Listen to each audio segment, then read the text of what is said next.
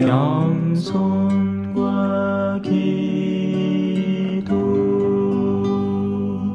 천미예수님 수업 중에 뭐 드셔도 됩니다. 자, 지난번에 배웠던 성호경 한번 해보겠습니다. 앉으셔서 그냥 하면 됩니다. 자, 오른손 들고 이마에 성부와 배꼽 밑에 성자와 왼쪽 어깨 오른쪽 어깨 령의 이름으로 아멘 요래합니다. 자, 그러면 이제 연습했고 기도 한번 해봅시다. 성부와 성자와 성령의 이름으로 아멘. 자, 우리 지난 시간에 이제 9페이지 여러분한테 나눠드린 요 노래책 포근한 가정교리서 9페이지 옆에 삥알이 있는 페이지 펴시면 됩니다. 그래서 제 1절 하다가 말았죠. 1절 제목 다시 한번 읽어봅시다. 천천히. 전능하신 천주 성부 천지의 창조주를 저는 믿나이다. 그래서 지난 시간에 여러 가지 것들을 배웠습니다.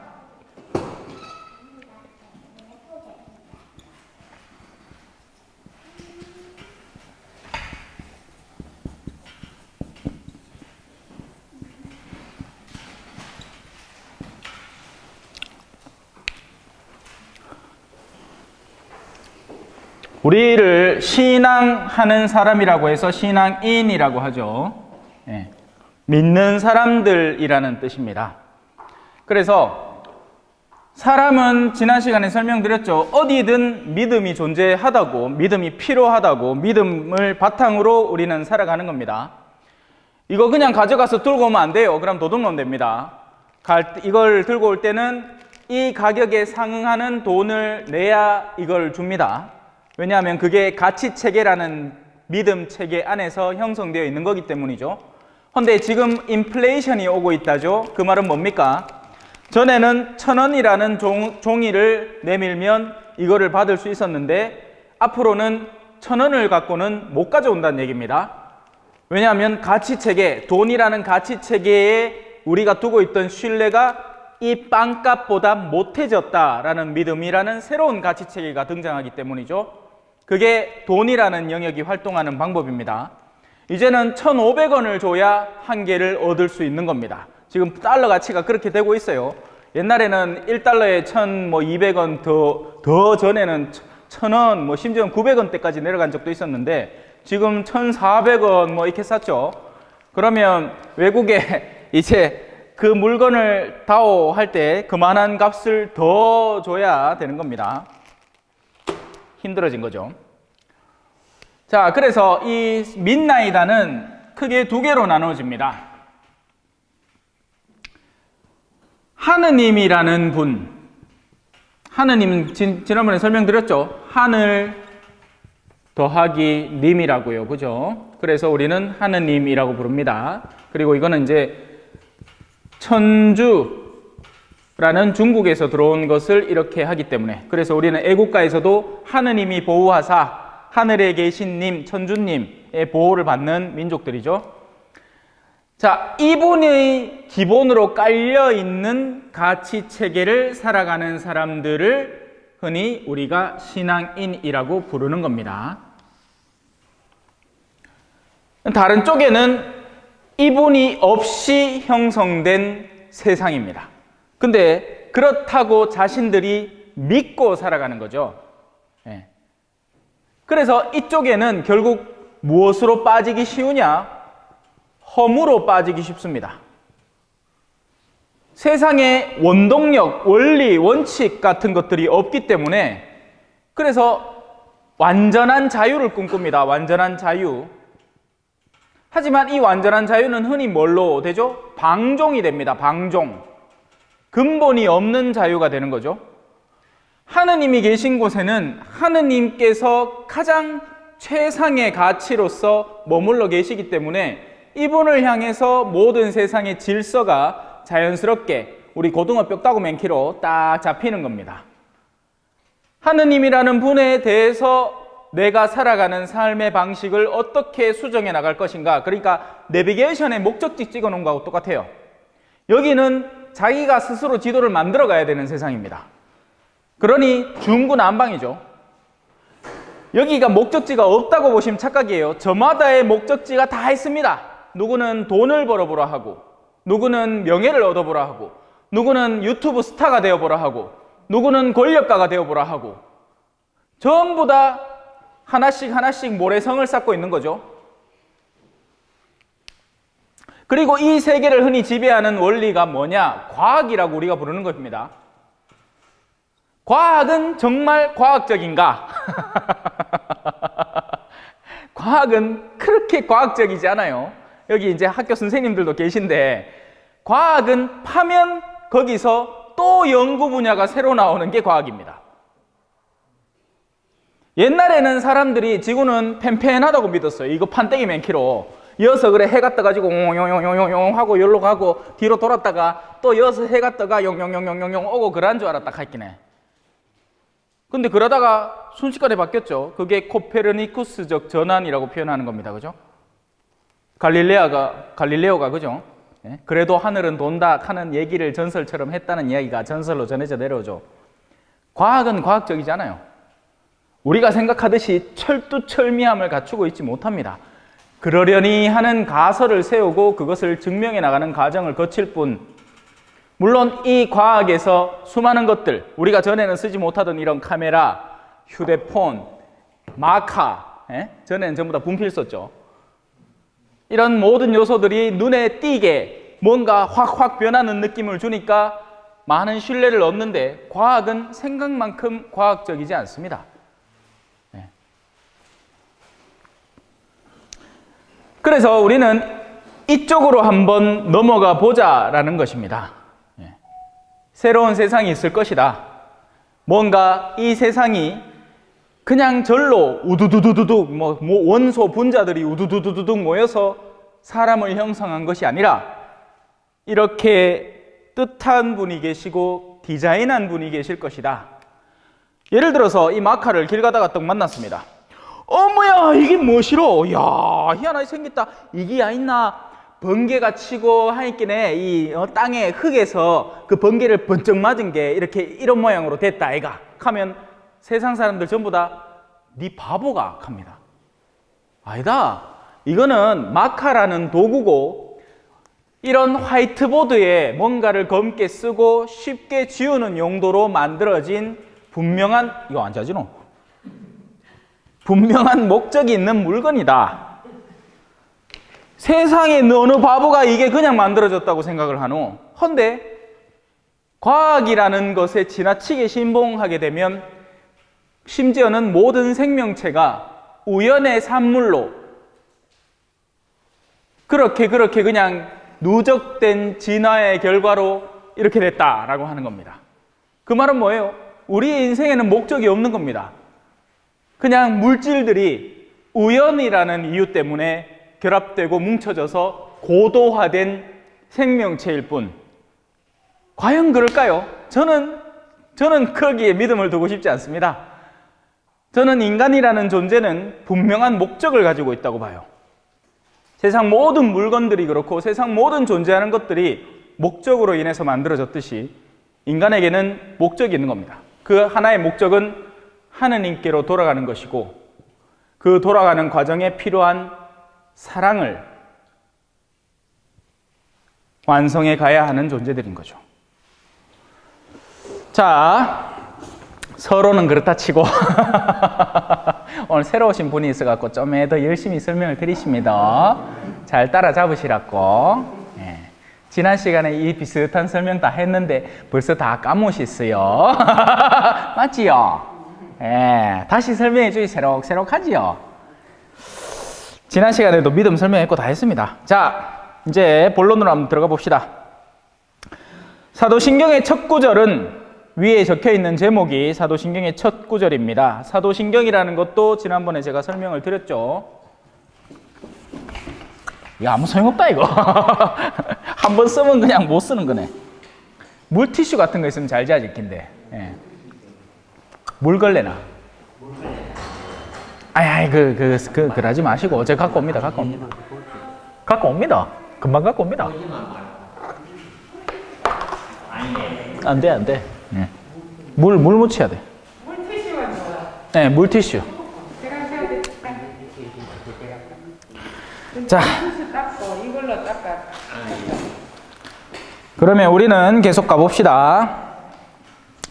사도라는 이들은 예수님의 제자들이다 라고 설명을 지난 시간에 드렸죠. 아직도 기억하고 계시기를 바라요. 그래서 그들이 한 구절씩 모아서 12명이 12구절을 모아다 놓은 것이 사도신경이라는 전승이 있다.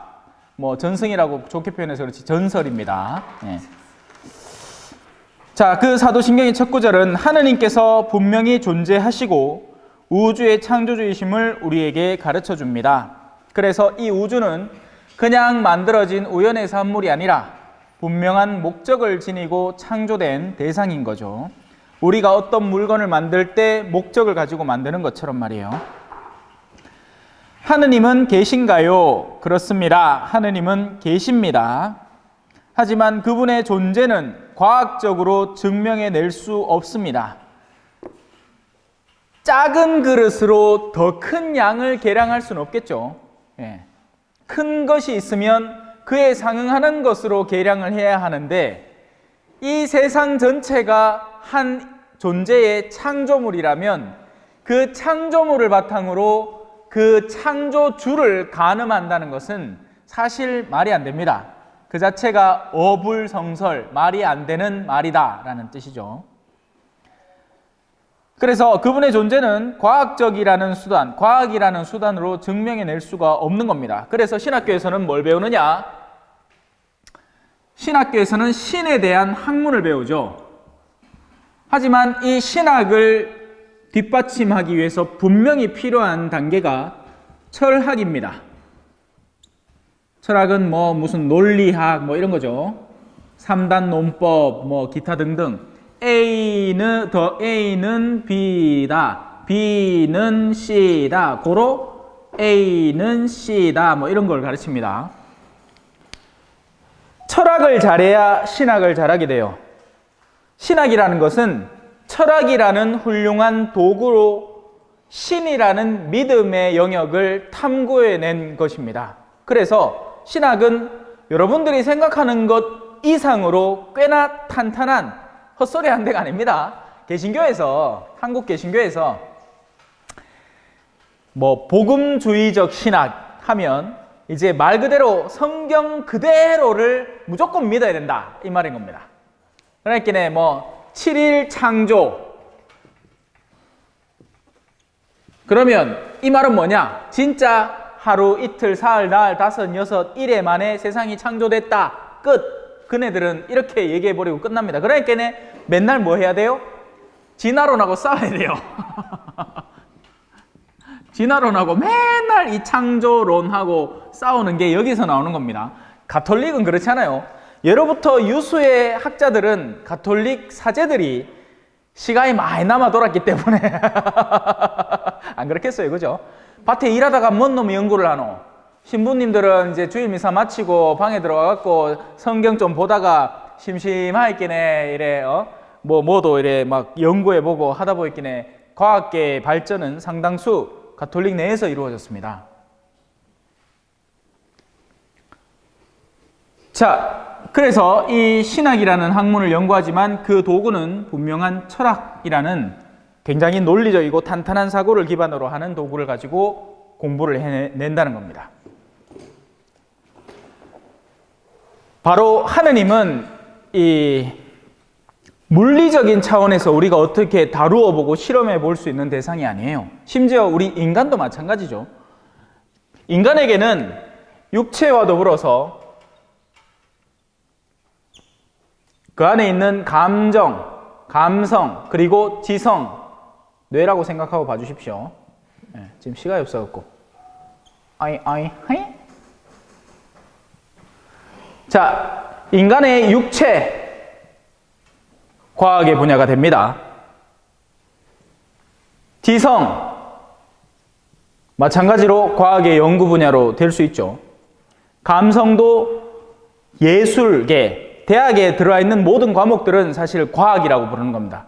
옛날에는 대학이라는 곳에 신학, 수학, 의학 이것밖에 없었어요. 그러다가 온갖 잡다한 영역들을 다 들어서게 되면서 과학의 대상으로 삼으면서 정작 신학이 사라졌습니다.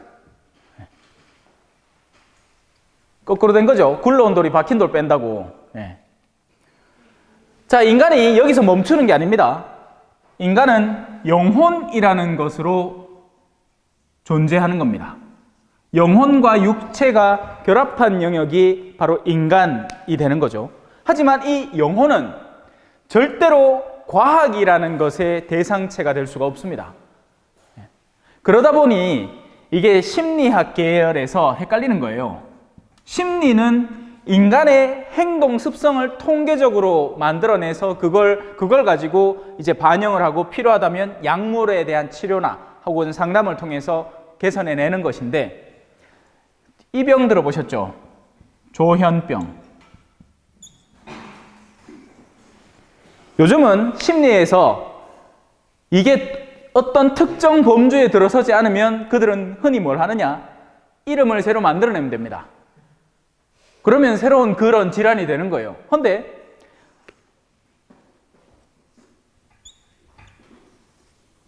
이게 연구의 대상이 될 수 있을까요? 악함은 심리 차원이 아닙니다. 이건 영적인 차원인 거죠. 사람은 선하게도 될 수 있고 악하게도 될 수 있는 근본적인 영역을 영혼 속에 갖추고 있는 거예요. 그런데 이건 과학의 연구의 대상이 아니라고요. 과학은 핵이라는 것을 통해서 그 에너지를 어떻게 쓸까를 개발해낼 뿐, 그걸 가지고 원자력 발전을 통해서 사람들의 유익을 꾀할지 아니면 어디 나라에 집어 던져가지고 그 나라 백성들을 멸살시킬지, 이거에 대해서는 건드리지 않아요. 그래서 과학자들의 그 모럴 해저드는 굉장히 중요한 주제죠. 어디까지 개발해내야 되느냐. 지금 인공지능을 우리가 막 선호하고 막 개발하고 있잖아요. 벌써부터 우리 종교계에서는 우려를 하고 있습니다. 이게 어디까지 갈지 우리가 가늠하지 않는 어떤 핵무기 같은 걸 만드는 중일지도 몰라요. 자칫 잘못하면 로봇이 주인님 오늘 나가십시오. 이제 나가셔도 됩니다. 하면 이제 AI 허락받고 나가야 되는 기라. 전에는 내 마음대로 나갔는데 안 가면 문 장갑 보고, 문도 다 AI로 전부 다 네트워크 연결돼 있어가지고 문 장갑 보고 뭐 안내 보내십니다. 그러고 음식도 조절한다고 먹고 싶은 것도 못 먹게 하고, 선나 껍데기 뚝 떨자주면 그거 이유식 몇 킬로 이래 먹고 배고프다 해도 안 주고 우짤기라.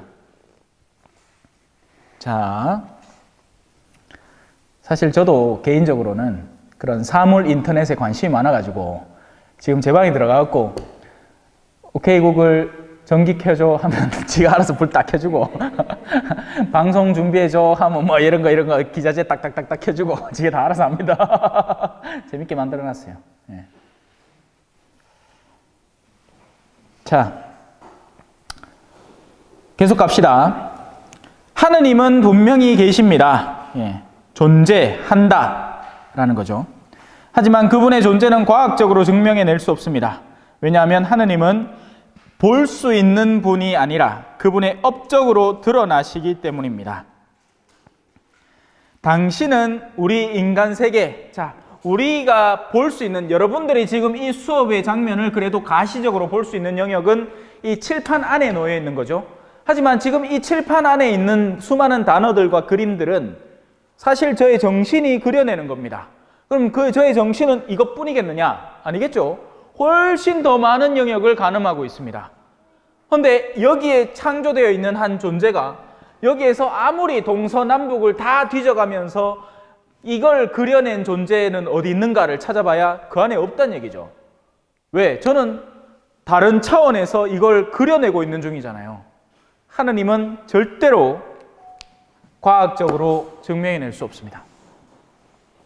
그러나 그분의 존재를 받아들이는 것은 분명히 합리적인 일이고 비이성적인 일이 아닙니다. 그래서 우리는 철학을 기반으로 신학이라는 학문을 한다고 했죠. 믿는다라는 것이 하나의 날개가 되고요. 이해한다라는 것이 또 다른 하나의 날개가 되어서 양날개의 비행기가 되는 겁니다. 어디 하나가 부러지잖아요. 예를 들어서 이해한다를 빼잖아요. 그럼 뭐가 되겠습니까? 광신도가 됩니다. 할렐루야! 아멘! 앞에 나와갖고 자, 여러분, 하느님이 똑바로 해! 아멘! 그거 하고 있는 겁니다, 그 앞에서. 왜? 이해하기를 그쳐버렸으니까요. 그죠? 신앙이 사라진 이해만 존재하는 신앙생활이 있을 수 있는가?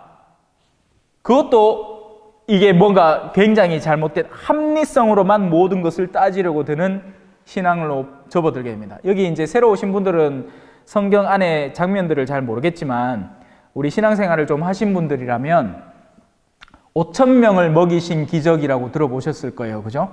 네. 사람들이 한때 합리적인 신앙 해석이 유행했던 겁니다.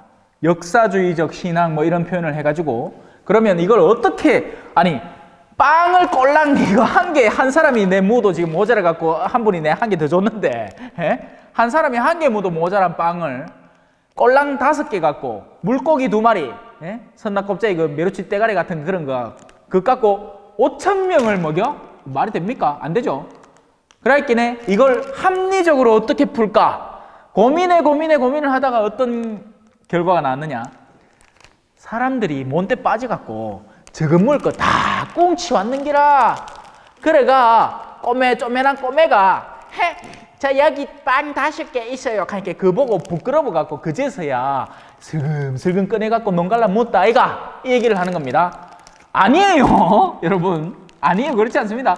거기 모여든 사람들은요 원래 가난했던 사람들이에요. 가지고 오고 자시고 꽁쳐두고 할 만한 여력이 없는 거란 말입니다. 제가 지금 볼리비아에서만 사람들 모아도 똑같아요. 뭘 음식을 들고 와. 그냥 배 쫄쫄 굶어가면서 와갖고 미사 드리고 집에 가갖고 남아있는 거라도 뭐라도 풀쪽이라도 먹지. 그래서 이제 그런 부분들이 뭐다? 신앙을 쏙 빼놓고 합리적으로만 세상을 바라보는 데서 엄청나게 기울어 버리는 겁니다. 그런 사람들은 심지어 나중에 신앙의 대상이 되는 예수 그리스도까지도 막 심리 분석 막 시도하고 그래요. 예수님이 성전에서 채찍으로 막 가축들을 쫓아냈을 때는 저 사람 막 조울증 같이 조증이다, 조증 이런 식으로 막 해석해내는 겁니다. 그러다가는 어마어마하게 큰 오류에 빠져들게 됩니다. 자, 이제 넘어갈까요? 얼마나 많은 신이 있나요? 제가 지난번에 말씀드렸죠. 삼위일체를 넌지시 설명을 드리면서 누가 물으면 하느님 몇 분 하면 몇 분? Only one입니다. 하느님은 오직 한 분이에요. 어르신이 자꾸 일하시는 제가 미안하십니다. 어쩔 수 없다. 도움을 서로 주고받고 사는 거죠. 자, 얼마나 많은 신이 있나요? 한 분이시고 유일하신 하느님이 계실 뿐입니다. 하느님께서는 세 위격으로 지난번에 말씀드린 단어 페르소나, person으로 드러나십니다. 성부, 성자, 성령이십니다. 그래서 이것도 그냥 그대로 받아들여야 하는 교리입니다. 뭔가 하나가 셋이라고? 그러면 이렇게 하나? 한 존재가 가면을 이렇게 들고 있다가 연극 무대에 나가는 것처럼 한 번은 성부 가면 쓰고 다른 번은 성자 가면 쓰고 다른 건 성령 가면 쓰고 이렇게 나타나나? 아니요. 그렇게 이해하시면 안 됩니다. 그냥 그대로 한 분 하느님이시나 세 위격으로 되어 계신다. 그 자체를 그냥 받아들이는 수밖에 없습니다. 그게 우리 신앙의 대상인 거죠. 가톨릭에는 4대 교리가 있는데 여러분은 그 가운데 지금 첫 번째 교리 삼위일체라는 첫 번째 교리를 습득하신 겁니다. 자, 넘어갑시다. 우리가 사는 우주는 어디에서 시작되었나요? 전 우주는 하느님의 업적입니다. 그분은 존재하는 모든 것의 창조주이시며 지혜와 사랑으로 그것을 만드셨습니다. 여기에 중요한 두 단어가 들어오죠. 지혜 그리고 사랑입니다. 때로는 당신 생각에 사랑 누가 말했나 하느님 말했죠. 자, 지혜는 우리가 세상에 살면 이게 필요합니다. 영리함과 지혜는 같지 않습니다. 영리함은 내가 절마 땅을 내가 무어야 되는데 지금 저기에 녹지로 걸려 있으니까 공무원한테 이렇게 뒷뇌물을 좀 먹여서 잠깐 푼 다음에 그렇게 해서 내가 묻고 그걸 전용 면적으로 뭘 바꿔가지고 누구한테 비싼 값에 팔고 나중에 공무원한테 다시 원상태로 복귀시키라 하마 돈은 내한테 다 들어오겠네. 영리하죠. 영리합니다. 하지만 지혜는 없는 거예요. 지혜는 보다 크게 볼수록 지혜가 가능해집니다. 영리함은 그 순간순간을 내가 피해가는 길을 찾는 게 영리함이고, 지혜는 최종적으로 어디를 가야 할지를 보는 것을 지혜라고 합니다. 그래서 신앙인들은 지혜로운 사람이 되어야 됩니다. 그리고 그 지혜는 하느님이라는 분을 알면 알아갈수록 더 지혜를 얻을 수 있습니다. 왜냐하면 하느님의 그 크신 면적으로 세상의 것들을 식별하고 볼 수 있기 때문이죠. 아이들을 영리하게 다루는 것은 그 아이가 지금 나한테 순명하게 하면 됩니다. 그러면 여러 방법이 있죠. 필요하면 윽박 지르기도 하고 때리기도 하고, 아니면 사달라는 대로 다 사주면 일단은 멈추니까, 그런 것들은 영리한 방법이죠. 지혜를 이루기 위해서는 인내가 필요하고, 또 어떤 때는 자녀들과 나의 눈높이를 맞추는 인격적인 다가섬도 필요합니다. 그게 지혜로운 방법이에요. 심지어는 강아지를 키우는데도 똑같이 적용됩니다. 네, 요새 내가 키워보니까 아는 거예요. 야를 가장 쉽게 다루는 방법은 뭘까요? 말 안 들을 때마다 미친 듯이 패면 됩니다. 개 패듯이. 개는 개 패듯이 패면 하고는 조용하겠지. 하지만 어떻게 될까요? 두려움에 사로잡힌 나머지 강아지의 그 활발함과 기쁨의 영역을 완전히 상실한 뭔가 이상한 존재가 되어버립니다. 저의 어둠이 덥씌워진 피조물이 되어버리는 거죠. 아이들도 마찬가지예요. 지혜롭게 길러야 그 아이의 인격이 성장하고 사물들을 올바로 식별할 수 있게 되고 미래에 대비되는 내면이 강한 사람으로 성장하는 겁니다. 안 그러면 뭔가 영리하게는 길러졌는데 디자인된 영리함인 거죠. 이런 영리함 속에는 흔히 뭐가 벌어지느냐? 여기 사랑이라고 적어놨지만 애정결핍이 이뤄집니다. 서울대는 들어갔는데 아버지의 사랑을 못 받은 거예요. 아니면 하여튼 돈은 많이 벌어가지고 사업은 성공할 줄 아는데 이 어머니의 사랑을 제대로 못 받은 나머지 어떤 이상한 여자한테 덜컥 걸려 넘어가가지고 주머니 덜덜 털리면서 하는 겁니다. 디디야 얘가. 영리함 속에서만 살아왔기 때문이죠. 지혜로움이 없었던 거예요. 지혜가 있으면 인물이 좀 있다고 해서 넙죽 누구를 선택하지는 않습니다.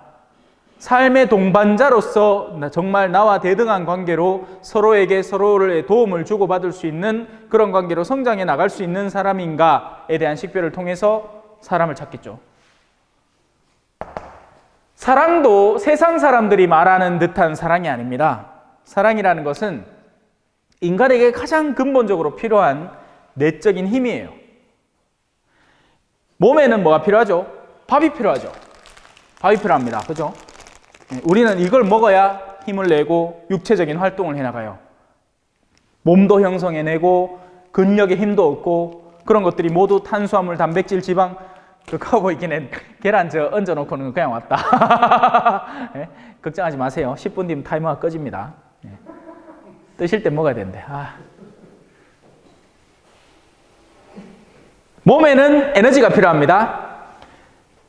뇌, 이성, 이 인간의 내면 가운데 이성과 감성이라는 영역을 이제 나누어서 살펴볼 거예요. 그걸 흔히 말하는 정신이라고 부르는 겁니다. 이성에도 밥이 필요합니다. 그래서 우리 어르신들 툭 하면 뉴스 꺼내보는 거예요. 새로운 일 뭐 있나? 예? 이성을 채우기 위한 욕구인 거죠. 뭐 아니면 포털 사이트를 읽어가면서 뭐 새로운 소식 뭐 있나? 누가 뭐라 하나? 뭐 이런 것들을 계속 이성을 채우는 도구로 쓰는 겁니다. 자매님들은 뭐 하죠? 드라마 보죠. 드라마 보면 뭐 새로운 걸 배웁니까? 아니에요. 감정을 즐기는 거예요. 막 남편한테 표독스럽게 대하는 어떤 이 아내의 모습을 보면서 대리만족, 막 속이 시원한 게라. 나는 평소에는 그걸 뭐 하는데 그런 드라마 보면서 그래 잘한다. 아이고 그놈 가시나 다 해라 막 김치로 막 뺨 따고 터득 때리는 거 보면서 재밌다 막 그라이끼네 막 드라마가 어디로 가요? 막장 가죠. 그냥 드라마는 재미가 없어.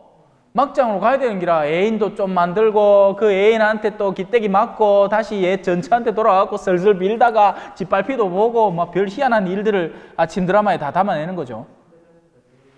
정신에도 먹거리가 필요한 겁니다. 제가 아까 인간을 그려서 설명드리면서 영혼이라는 걸 언급했죠. 바로 그 영혼에 필요한 게 사랑이라는 거예요. 영혼은 사랑받으려고 창조된 겁니다. 저 어린 존재들도 그 안에 영혼이 생생히 숨어 있어서 사랑을 갈구하는 거예요. 그런데 이 잘못 방향이 잡히면 어떻게 되느냐? 아이고 우리 서방이 이번에 출장 갔다 오면서 이거 하나 안 사주나? 아이고 루이비 똥이라 카든가 마라 카든가 뭐 하면 주변에서 어떻게 해요? 우와, 그게 사랑이라고 착각하는 거죠. 아니죠. 나한테 오는 사랑이 아니에요. 이거 여기에 가는 사랑이에요. 그래서 다음 모임에 다른 자매가 더 신상매고 오마 사랑 다 뺏기봅니다. 아무짝에도 소용없어지는 사랑이 되는 거예요. 그건 사랑이 아니에요. 그건 허황한 허영이죠. 그래서 진짜 사랑은 누가 줄 수 있느냐? 우리가 마시는 모든 수도꼭지에서 펑펑 쏟아져 나오는 물은 결국 모두가 수원지에서 옵니다. 사랑은 하느님에게서 오는 거예요.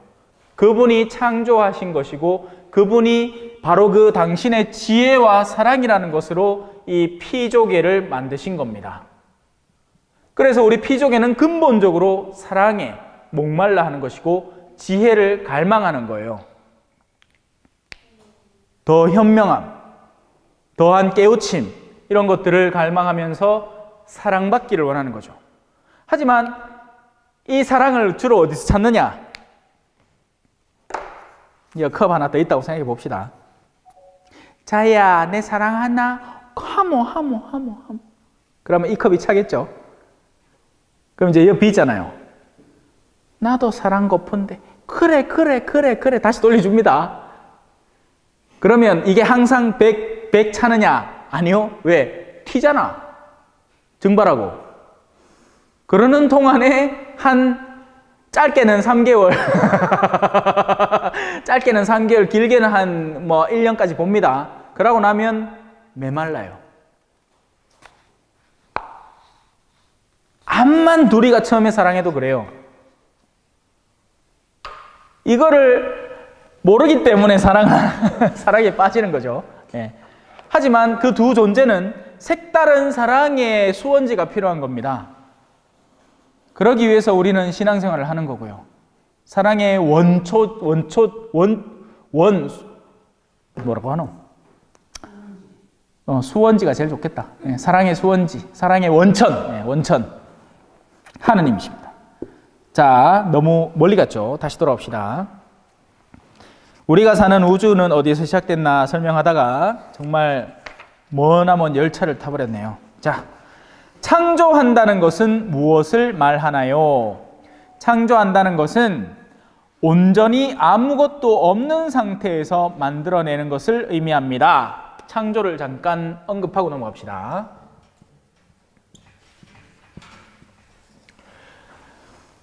이건 창조적인 작품입니다. 와, 이거는 창조적인 아이폰 혁신 창조의 이 대상이군요. 아니에요. 왜? 원래 있던 것들을 갖다 모아다 놓은 겁니다. 고릴라 글래스도 그렇고 사파이어 글래스도 그렇고 카메라 모듈도 그렇고 이거 뭐 전부 다 다른데 이미 존재하던 것들을 갖다 끌어다 모은 겁니다. 하느님의 창조라는 것은 이 판 자체가 없던 것을 판아 생겨라 하고 판 자체를 만들어 놓는 겁니다. 여기서 나오는 게 존재라는 거예요. 존재. 한국말에는 구분이 없어요. 한국말은 있다. 이게 구분이 안 됩니다. 파랗다, 파랗게 있다라는 뜻이죠. 네. 그냥 파란의 존재가 있다라는 거예요. 그죠? 파란 존재로 존재한다. 근데 외국말에는 영어로 표현하자면 existence. 자, 이 내가 제대로 쓸 수 있나 모르겠다. existence. 쓰지 말자. 존재한다. 존재라는 것과 being, 비동사. 예. E-X-I-T-E-N-C. existence하고 be하고의 차이하고 똑같습니다. 저는 이제 8년을 스페인어를 해왔기 때문에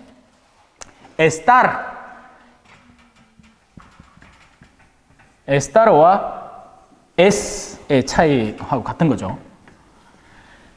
이거는 뭔가가 아예 존재 자체를 다루는 거예요. 있는지 없는지를. 이거는 있는 가운데에서 어떻게 있는지를 다루는 거고요.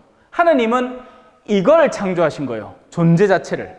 그리고 이 존재 자체에 대한 것이 바로 불교에서, 여기 뭐 불교에 관심 있는 분이 있는지 모르겠지만 공이라고 얘기할 때 언급되는 것들입니다. 색 즉시 공, 공 즉시 색, 수상행식 역부여시 사리자시 제법 공상 불생 불멸 불구 부정 부증 불감.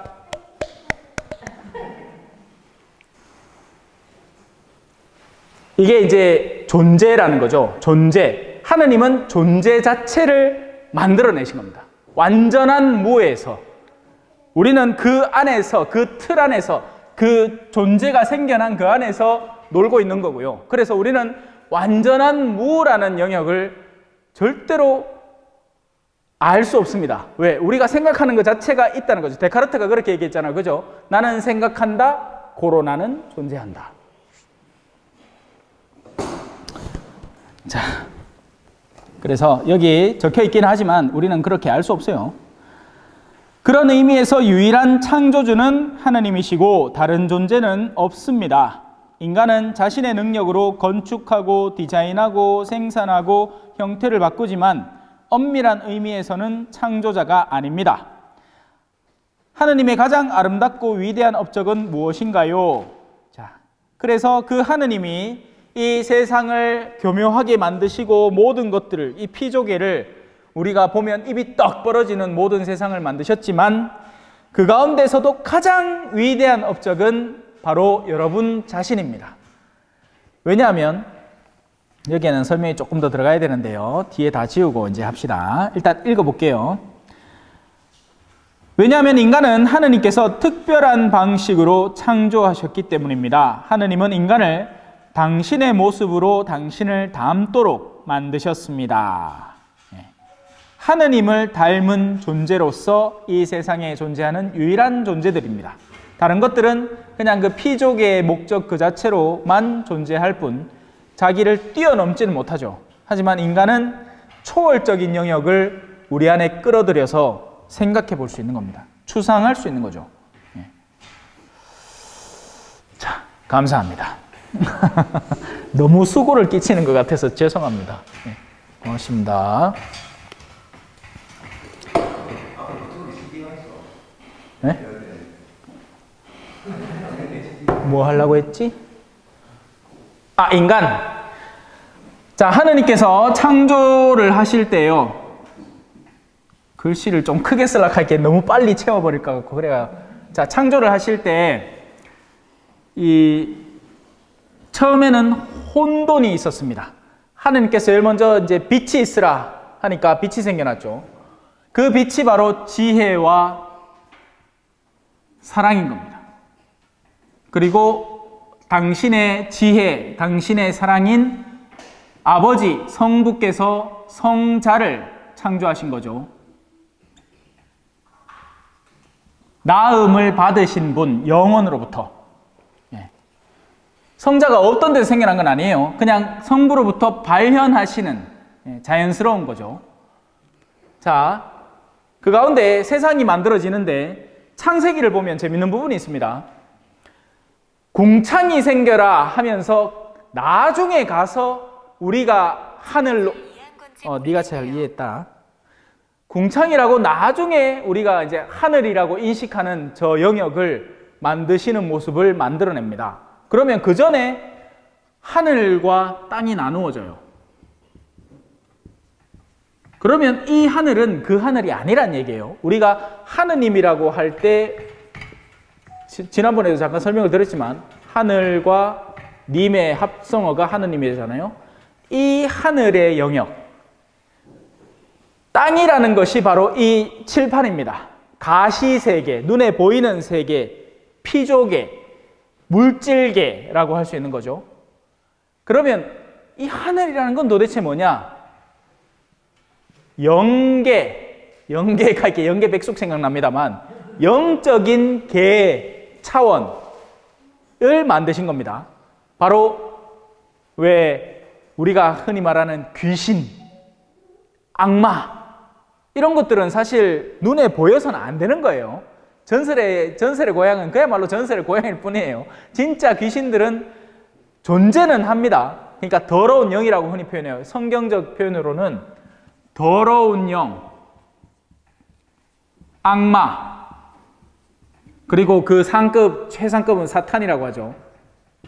원래 이름 전승에 따르면 루시퍼라는 천사가 타락하면서 사탄이 됩니다. 가장 아름다웠던 하느님의 으뜸 천사 가운데 하나가 타락해버린 거죠.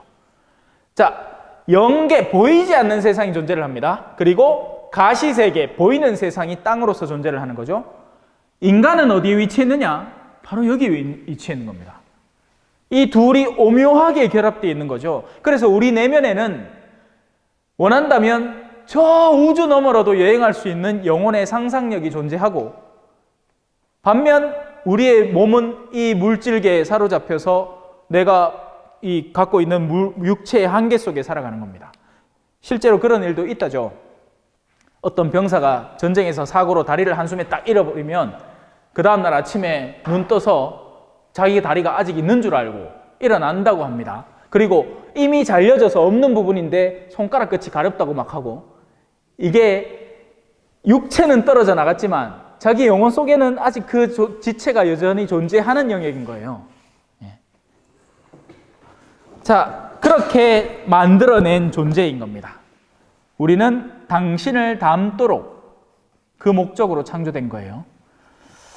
자, 창조에 있어서 인간이 지고 가야 할 과업은 무엇인가요? 하느님께서는 인간에게 이를 통해서 세상의 창조물을 보존하고 완성할 과업을 주셨습니다. 성경의 표현으로는 세상을 지배하여라 라는 말을 쓰거든요. 근데 우리는 이 단어를 별로 안 좋아하죠. 안 좋게 느끼죠. 지배하다. 지배도 지배 나름입니다. 선한 의지를 가진 이 대빵이라고 표현할까요? 이 국가의 원수가 그 나라를 지배하고 있을 때는 그 밑에 있는 사람들이 평안해져요.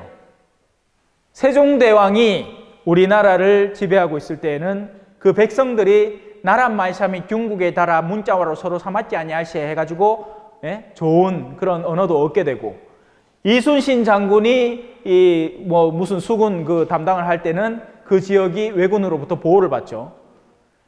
하지만 반대로 악이 지배를 해버리면 그때부터는 모든 게 개판 나는 겁니다. 지금 러시아와 우크라이나처럼 툭하면 미사일 쏘고 뭐 핵을 쏠까 말까 막 북한처럼, 그죠? 그 백성들은 쫄쫄 굽는데 막 나날이 미사일을 어디서 돈 만들어내는지 자꾸 쏴대요. 저는 광기라고 봅니다. 광기. 물론 자기 딴에는 계산이 다 있겠지. 그렇게 해서 입지를 굳히고 세계적인 뭐 어떤 영향을 크게 만들려는 노력이 있겠지만 그 자체가 광기죠. 근데 우리는 지금 남한에서 허울 좋게 살아서 그렇지 우리 사이에도 그런 광기에 단지 국가적인 차원이 아닐 뿐, 그래 형제 간의 유산 문제 때문에 미친 듯이 싸우고 서로 죽일 듯이 자기의 영역을 구축하려고 하고 부부 간에 막 서로 막 견제해 가면서 막 자기 영역을 막 추구하려고 하고 부모 자식 간에도 그죠? 막 그런 일들이 광기인 겁니다. 광기. 단지 그 사람들은 그걸 국가 차원에서 하고 있는 거죠. 욕심이 얼마나 많으면 그죠? 결국 죽고 나서는 한 평 땅이 남짓한 전부일 건데, 그러니까 그게 왜 그래요? 자기보다 높은 존재를 인정하지 않는 데서 오는 겁니다. 하느님이 있다는 걸 조금이라도 인식한다면 그럴 수 없겠죠. 겁이 나서라도. 옛날에 그래서 이 성경을 읽어보면 옛날 모세라고 들어보셨는지 모르겠습니다. 옛날 식계 영화, 주말의 명화 같은 거 보면 빰빰빰빰빰빰 할 때 그 장면에서 이 물 쫙 갈라지는 거 나오는 그 사람이 모세. 지팡이 들고는 이제 물 가르고 있는 거지. 그 모세가 왜 그렇게 애를 썼느냐?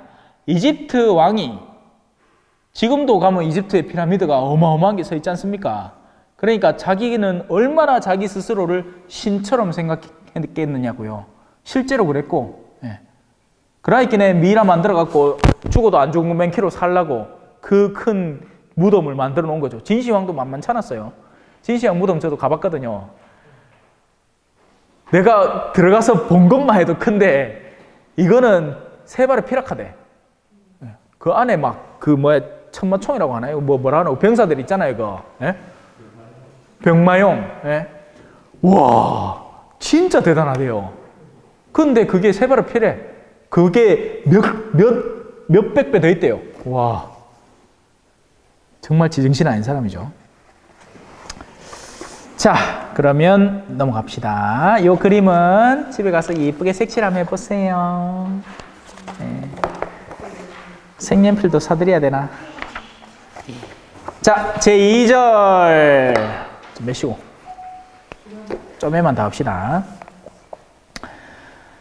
자, 제목 같이 한번 읽어봅시다. 제2절, 그 외아들 우리 주 예수 그리스도님. 사도신경의 두 번째 구절은 예수 그리스도께서 하느님에게서 오신 분이시고 나의 주님이심을 가르쳐 줍니다. 예수 그리스도는 누구이신가요? 예수 그리스도는 하느님에게서 나신 유일한 아들이십니다. 삼위일체의 두 번째 위격이시고 우리를 구원하시기 위해서 사람이 되셨습니다.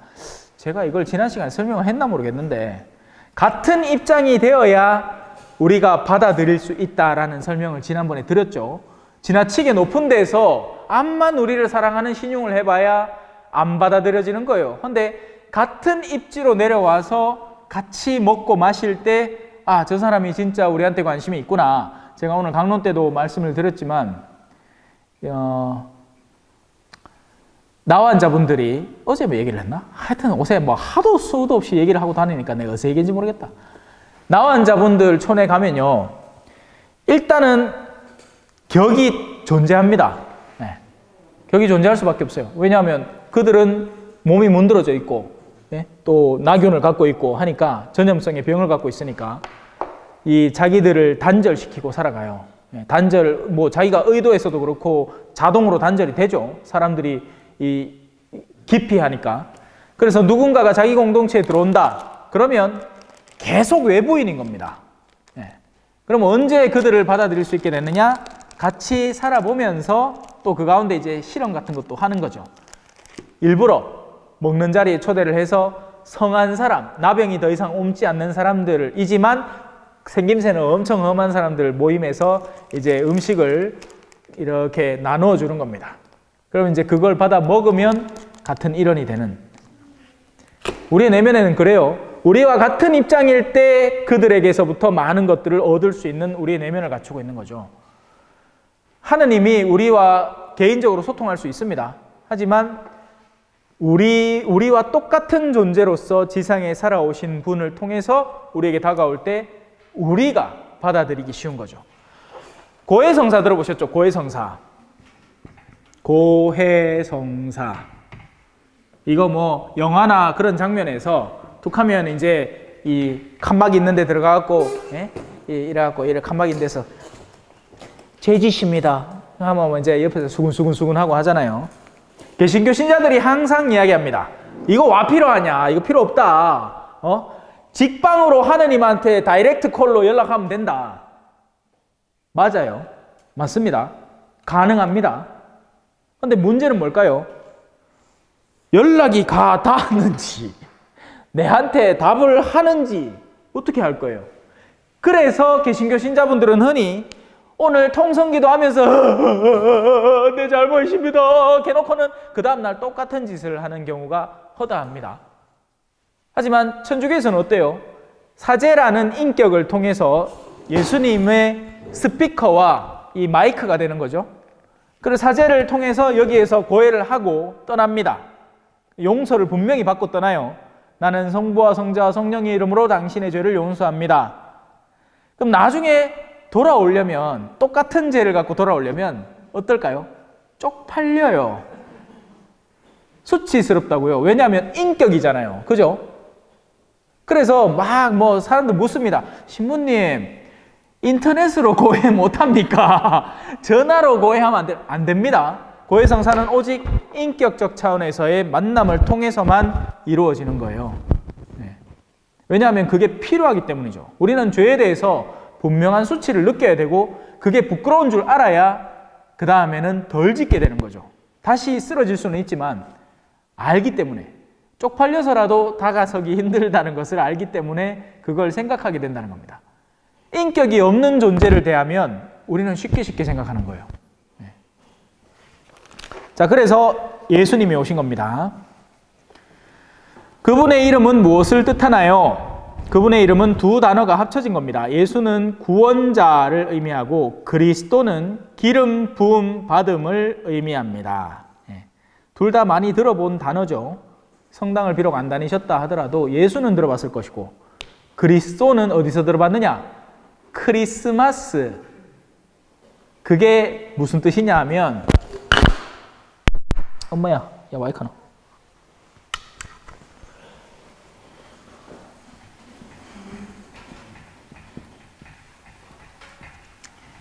그리스도의 미사라는 뜻입니다. 네. 그리스도의 미사.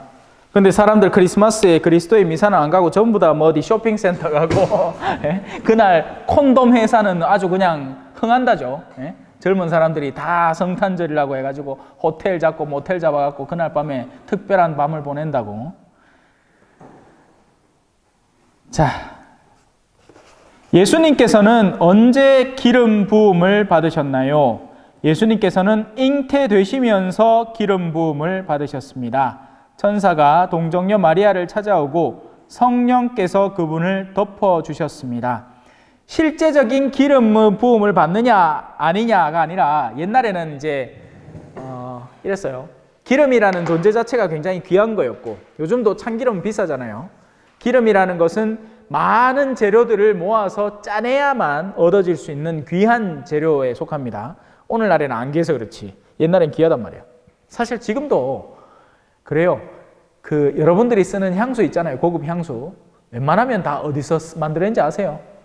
원재료가 자연산이 아니고 기름에서 다 뽑아내는 향료들입니다.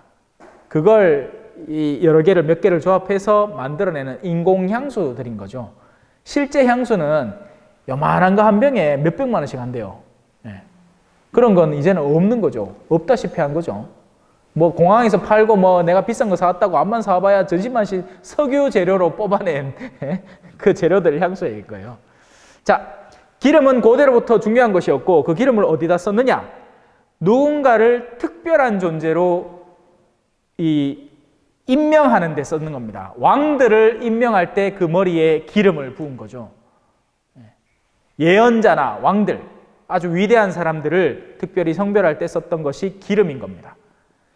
그러면 그 기름 자체를 부어야만 그렇게 되느냐가 아니라 그 기름 부음의 행위를 의미하는 원 뜻이 있을 거 아닙니까?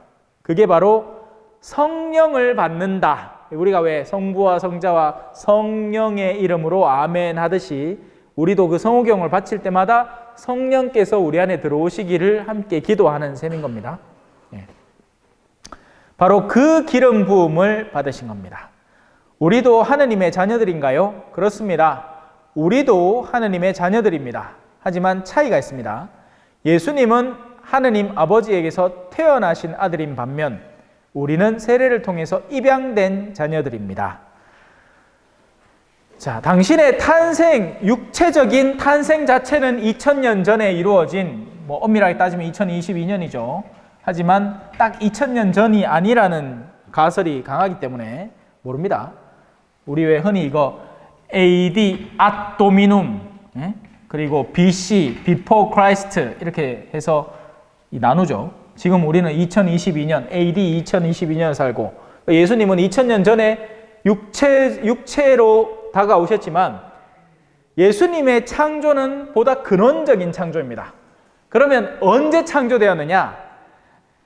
우리가 생각을 언제 합니까? 생각은 우리가 존재하면서 동시에 생각과 함께 머무르죠. 그것처럼 당신의 지혜와 사랑인 겁니다. 성자는 하느님의 지혜와 하느님의 사랑이신 분인데 하느님이 계시는 한 그분으로부터 계속해서 뿜어져 나오는 존재인 거죠. 이거는 그냥 그렇다 하고 넘어가시면 돼요. 중요한 건 이걸 이해하는 게 더 이상하다. 자, 하여튼 우리하고 예수님은 급이 좀 다르다 이렇게 보시면 됩니다. 급이 다르지만 우리와 같은 인간이셨다. 그게 그리스도론이에요. 어째서 예수님을 주님이라고 부르나요?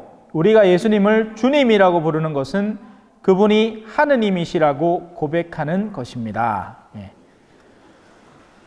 그래서 우리는 주님, 주님 하는 겁니다. 개신교 신자들도 기도하면서 주님, 주님 하는 거고요. 이 예수님에 대해서는 오늘이 끝이 아니라 앞으로 이제 한동안 예수님 이야기, 예수님의 탄생, 순환, 죽음, 부활을 살펴봐야 됩니다. 주제가 아직 많이 남았으니까 남은 시간 동안 천천히 배워보도록 하죠. 혹시 질문이나 궁금하신 거 있으시면 신자분들도 포함해서 없죠? 네, 그럼 이 정도에서 마무리를 하도록 하겠습니다. 네, 무슨 말씀하신 거 아니에요? 네. 자, 마친 기도는 앞서 우리가 처음에 시작할 때 바쳤던 성호경 천천히 한번 바쳐보도록 하겠습니다. 자, 오른손 들고 성부와 성자와 성령의 이름으로 아멘. 감사합니다. 네, 안녕히 가세요. 찬미 예수님, 겸손과 기도.